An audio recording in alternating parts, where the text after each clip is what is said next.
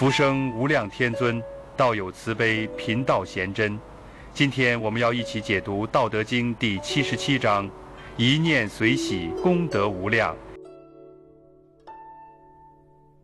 在古代中国的思想传统里，老子常常通过形象的比喻来揭示宇宙与人世之间的深层规律。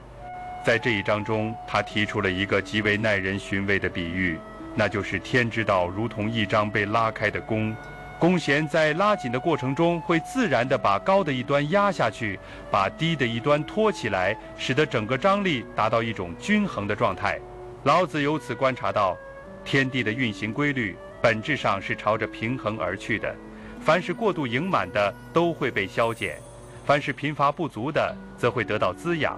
于是他下结论说，天之道损有余而补不足。这一表述看似简单，却蕴含着深刻的社会学与人性学洞见。然而老子随即指出，人类社会的运作逻辑往往恰恰相反，人之道并非顺应天地的调节，而是倾向于损不足以奉有余。换句话说，人类制度常常加重弱者的负担，把有限的资源集中到强者手中。这正是人与天之间最大的背离，也是社会矛盾不断积累的根源所在。老子由此提出一个关键的追问：谁能真正做到以自己的富余去奉养天下呢？他的回答是，唯有道者，也就是只有顺应道的圣人，才能不以私欲为依归，而是将自己的盈余回馈给大众。这种态度决定了圣人不居功、不逞能，不渴望彰显个人的贤能，而是把一切成就交还给道。纵观历史，凡是社会制度能够体现损有余而补不足的精神时，往往能带来一定程度的稳定与繁荣。反之，若制度走向损不足以奉有余，社会矛盾就会迅速累积，甚至动摇政权的根基。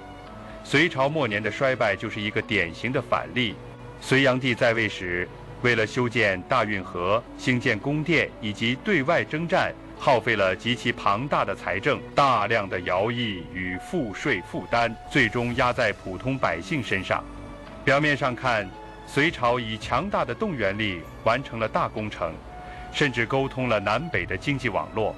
但这种成就完全依赖于损不足以奉有余的逻辑。国家的奢侈与扩张是以剥夺底层民生为代价的，最终百姓的怨气与疲惫转化为大规模的起义，隋朝在短短数十年间迅速灭亡。这与老子所揭示的规律完全吻合，凡是不顺应天道之补不足，必然会遭遇自我毁灭的循环。与此形成对照的是唐初的制度安排。唐太宗在继承前朝动荡之后，采取了一系列宽政措施，尤其重视均田制和轻徭薄赋的政策。在均田制下，国家通过分配土地，努力避免大规模的兼并，让更多农户能够自耕自养。虽然这种制度在后期逐渐崩解，但在唐初确实起到了缓解社会矛盾、恢复生产力的作用。这正是接近天道补不足的思路，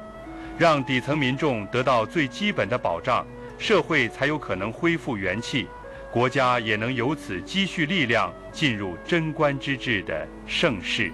再看清代中期，乾隆时期的财政状况在表面上达到鼎盛，但事实上已悄然埋下了危机。为了维持庞大的宫廷开支与对外战争，朝廷不断增加赋役，地方官吏层层盘剥，结果是小农经济日益脆弱，土地兼并严重，底层农户逐渐失去生计。也就是说，本该从上层的盈余中抽出资源，补充基层的不足，却反而形成了从下往上的榨取机制，损不足以奉有余，成为当时社会秩序的真实写照。乾隆朝虽一度显现繁荣，但之后便是加速的衰败。鸦片战争前夕的困局已在制度层面预先埋下。这一切都说明，若社会制度不能体现弓弦般的平衡调节，而是不断加重贫弱阶层的负担，最终必然走向动荡。从这些历史经验可以看到，老子所说的天之道并不是抽象的玄思，而是一种极其现实的规律。政治若能顺应损有余而补不足的原则，国家便能获得内在的张力与和谐。若反其道而行之，把百姓的匮乏当作强者的供养，那么即便一时权势鼎盛，也不过是短暂的幻象。而人心的倾向常常像一张被拉开的弓，极易在欲望和追逐中走向失衡。一旦陷入极端，不是急于求成以满足私欲，就是沉溺权势而不断扩张，结果便是身心的浩劫与德行的坍塌。老子提出圣人之道在于顺应天道，损有余而补不足。他并不是要求人刻意压抑自我，而是提醒人应当保持内在张力的均衡，让盈余的部分转化为对他人的滋养。这种思想与儒家所说的克己复礼虽然路径不同，却同样强调自我节制的必要。不同的是，老子更强调顺应自然，强调放下欲望而回馈于道。在中国历史上，许多被后世称为贤士的人物，正是在这种自我调试中展现了深厚的修养。东汉名士杨震的故事便是一例。有人在夜深人静之际向他馈赠黄金400两，认为无人会知晓，但杨震却回答：天知地知你知我知，怎能说无人知晓？他拒绝收受贿赂，并不是单纯出于对名声的考虑，而是因为在他心中有一根隐形的弓弦，他不愿让私欲过度扩张，宁可让自己舍弃眼前的利益，也要保持内在的平衡。这正是老子所谓唯有道者能够做到的境界。杨震的行为体现的不是外在的刚烈，而是一种内心的柔中带刚。他把盈余的机会让渡出去，不去加重社会的不公，这种自律的力量，正如弓弦调节张力，使人性保持均衡。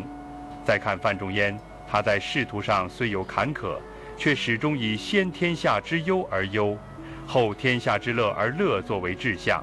这种胸怀本质上就是对个人欲望的一种自我约束。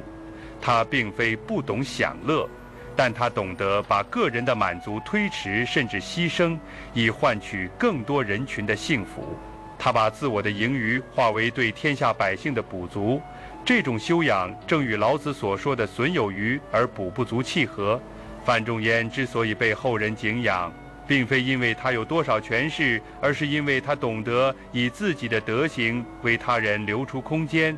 老子强调圣人为而不恃，功成而不处，其不欲见贤。这不仅仅是一种对外的态度，更是一种内在的训练。一个人若能在取得成就之后不倚仗功劳，不沉迷于声誉，就能避免被外在的虚荣所牵引。许多古代人物的悲剧，往往正是因为没有守住这一关。比如三国时的吕布，武力出众，却因贪图权势与财物，多次背叛盟友，最终失去信任而走向灭亡。他正是典型的损不足以奉有余，不断剥夺他人以满足私欲，却从未懂得知足。与之相对，诸葛亮虽位高权重，却始终克己奉公，鞠躬尽瘁，死而后已。他的修养不在于外在的豪言，而在于不倚仗自身的功劳，把所有余力倾注在国家与百姓身上。这恰是道家所谓唯有道者所能企及的境界。从这些人物身上，我们看到老子的思想并不是虚无的玄谈，而是切实的修养之道。人的欲望永远无法彻底消除，但可以通过自觉的约束，让盈余转化为滋养他人和社会的力量。一个懂得补不足的人，内心必然更为平衡，从而不至于陷入无尽的争夺与焦虑。现代人若能从这些古代典范中获得启发，就会明白真正的成熟不是在于索取更多，而是在于能在关键时刻放下自己的过度，给他人留出余地。回顾这一章，我们会发现，老子在以公为喻时，其实为后世提供了一种双重的思考路径。一方面，它是政治的境界，提醒统治者若只知聚敛，不知分配，必然违背天道而自取灭亡；另一方面，它是修身的法门，提醒个人若只知索取，不知回馈，必然导致心性失衡，德行枯竭。正是在这种宏观与微观的交织中，老子的智慧展现出跨越时代的生命力。在此，我们或许可以留下一个问题，为下一个章节埋下思考的伏笔。老子在第78章将以水来比喻道，水之为物，柔弱而无争，却能战胜最坚硬的存在。老子将告诉我们，真正的力量并不来自于强硬的支配，而来自于柔弱的坚韧。至于水与道之间的深层关系，我们不妨在下一次深入探讨。欢迎在评论区分享你的感悟。道德经的智慧应该被更多人看见。关注频道，我们下期再见。